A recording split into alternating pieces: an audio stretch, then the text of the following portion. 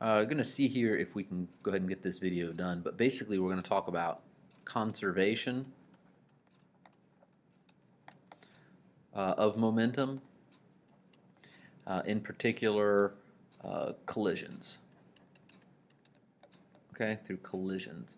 And essentially what we need to remember through all of these collisions, no matter what's going on, if for the whole system, if we're looking at every object, that basically the change in the total momentum has to equal 0, or in other words, the total momentum of all of your objects initial has to equal the total momentum of all your objects final. And so let's start with something called an elastic collision. So in this kind of collision, think of it as the word elastic. The objects that collide basically bounce off each other. Okay? And the one we're mostly interested in are what are called perfectly elastic collisions, but we'll talk about that more in a moment. But this is a collision between two objects that don't stick. They basically bounce off each other, okay? This could be like a basketball, or billiard balls, so pool. This is pool, right? Billiard balls, you have your pool table, right? And you've got the holes you're hitting it into, and the balls that are shot around the table, they hit each other, right? And they move and they bounce off each other. And in these kind of collisions, these would be elastic collisions. The balls don't stick together, they hit, they bounce off each other, and that's what we get. And so when you are doing one of these collisions, essentially what you have to do is you have to conserve momentum, conserve P in all directions. Okay, so that you have to be a little bit careful about this. Essentially what you have to do is do this twice. You have to do net momentum initial in the x direction. For 2D ones, you have to do it twice. For 3D ones, you have to do it 3 times.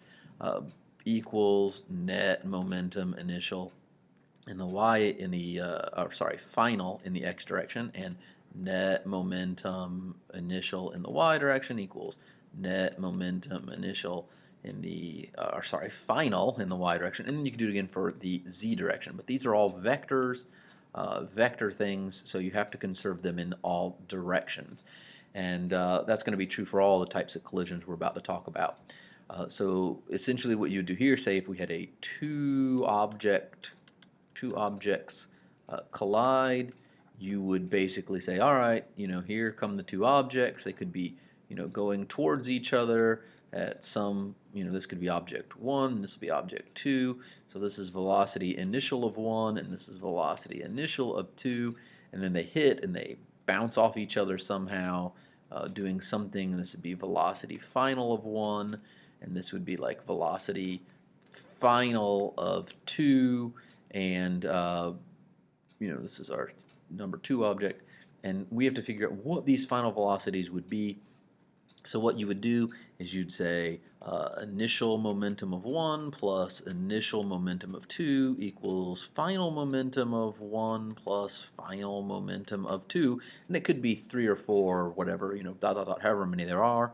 And so it'd be mv v initial of 1 plus mv initial of 2 equals mv initial or final, geez, I keep doing that, final of 1 plus mv final of 2, I got it right that time, and you could solve this out. Now, if you're looking at this, unless they tell you what the initials and the finals of at least 3 of these velocities are, you're not going to be able to solve this. So what you have to be able to do with this is, if you're solving one of these and you don't have 3 of these, then you might enter the realm where these are perfectly elastic. Okay, perfectly. And if you see that word perfectly elastic, what they're telling you is that kinetic energy is conserved as well. In other words, the collision is so perfect, there's no heat generated, there's no energy lost in the collision, and then in addition to conserving this, you would conserve total kinetic energy initial equals total kinetic energy final. So, you know, in addition to this guy right here, we've got 1/2 mv1 or v initial of 1 squared plus 1/2 mv initial of 2 squared equals 1/2 m. Oh, I keep putting m. This should have been m1, m2, because they might not have the same mass. m1, m2. Sorry about that. m1, m2, m1, v1 or v final 1 squared plus 1/2 m2 v final of 2 squared, and then you can cancel out all the 1/2s because there's a 1/2 on each term. If they all have the same mass, you could cancel out the masses, but this would basically be your second equation. It'd be, instead of just mv's, it's mv squared plus mv squared plus mv squared plus mv squared. Now you have to be careful with this because you have to pay very close attention to direction. Direction matters. These are vectors. Directions matter. The directions of each things matter, okay? So if these guys were going in opposite directions, like in this example here, this would be mv minus mv, because this would be in the negative direction. And so you have to pay attention to this. And then if they bounce off each other and they go off at angles, you'd have to conserve the x component of momentum here. You'd have a momentum in the x component and a momentum in the y component, because again, it's a vector. So you'd have to set up two sets of these equations, one to conserve the x direction and one to conserve the y direction. That's not true for kinetic energy because it's a scalar. We don't have to worry about conserving x and y direction. So the most you have for a two-dimensional collision is 3 equations, 2 of these, 1 of those. Okay, and so this is for elastic collisions. You know, you're going to have a result that looks something like this, and you're going to have a result that's something like this. They're not equations just to memorize, because again, it could be in more than one dimension. You could have, have to have 2 of these, and this could have been 0 at the beginning or something. But these are the basic things you're going to end up with. All right, so that's elastic collisions when they bounce off each other. The other kind of collision we have is called inelastic. Inelastic collisions. And again, most of everything I just told you is going to hold true.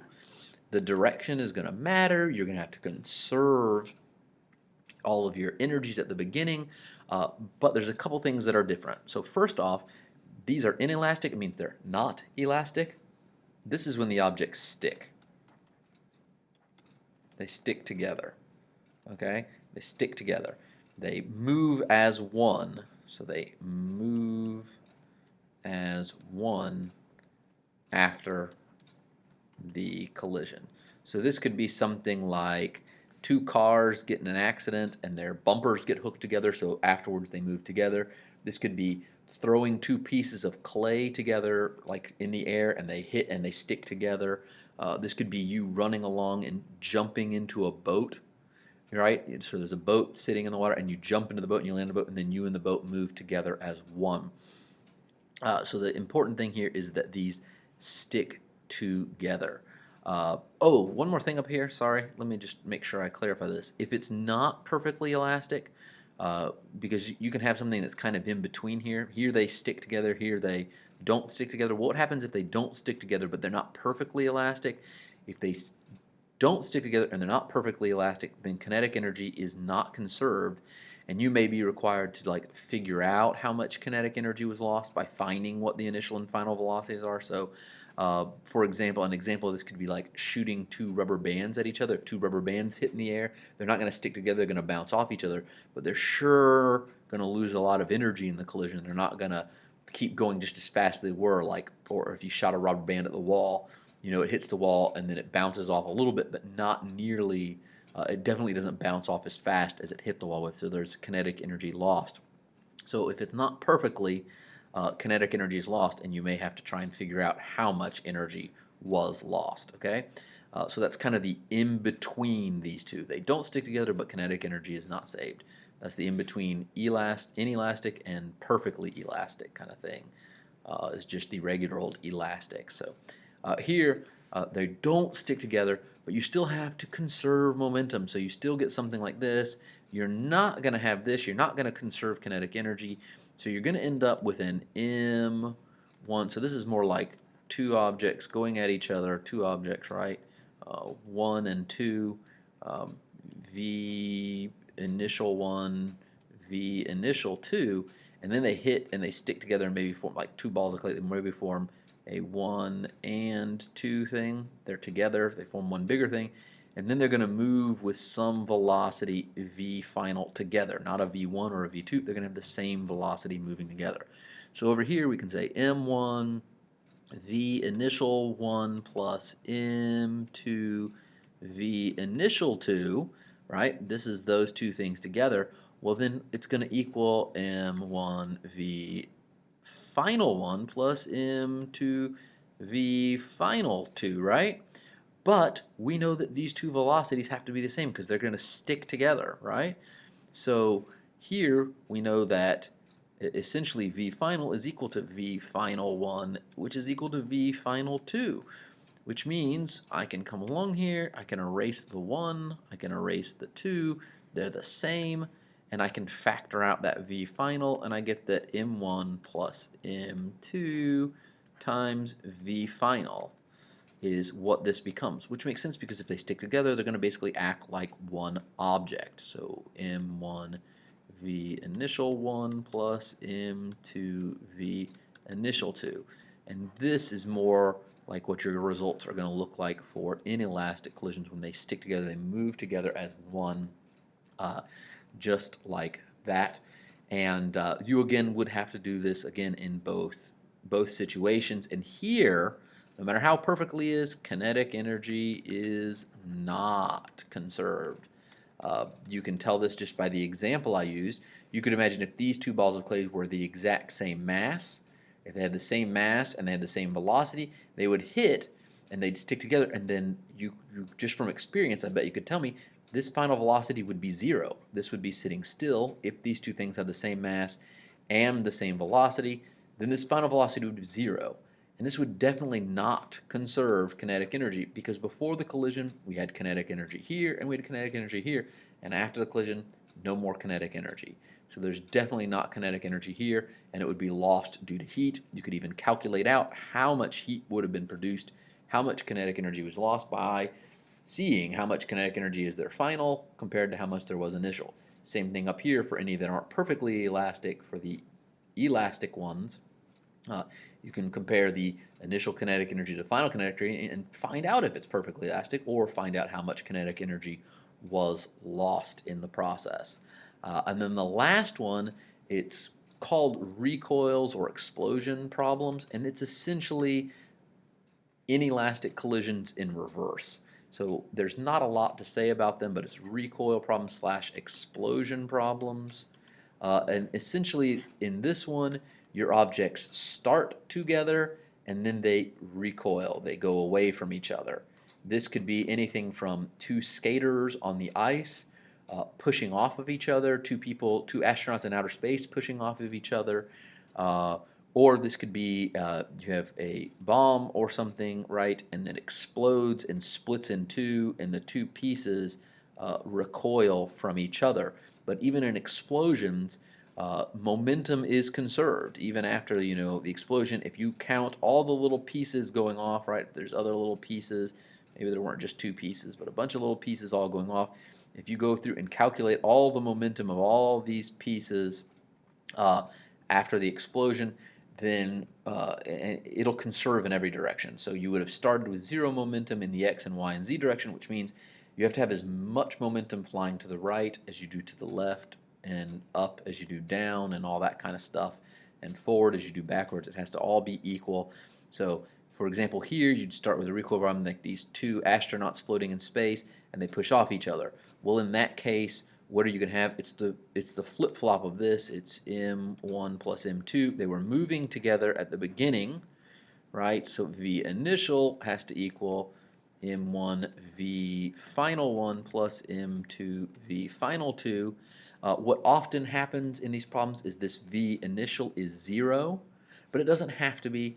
So these two guys could have been floating along together in space, going in this direction, v initial, and then ended up with their own v final 1 and v final 2.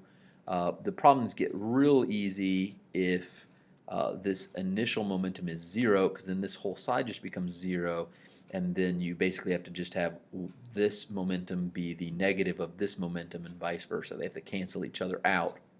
So this one's momentum has to equal the negative of this one's momentum, and this one's momentum is the negative of that one's momentum if this is 0. Otherwise, you have to keep this there and just work the math out and figure out what it is. Same thing for the bomb. If the bomb is just sitting there when it blows up, its initial momentum is 0. But you could imagine if this bomb was like shot up flying through the air and it exploded while it was in the air, like I guess it doesn't have to be bomb. It could be like